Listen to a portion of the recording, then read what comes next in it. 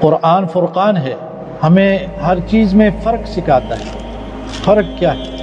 الحمدللہ رب العالمین، تمام تعریفیں، تمام صفات، تمام کمال کی صفتیں، کیونکہ مخلوق کی جو صفات ہوتے ہیں وہ کمال کی نہیں ہوتی، اس پہ زوال آتا ہے۔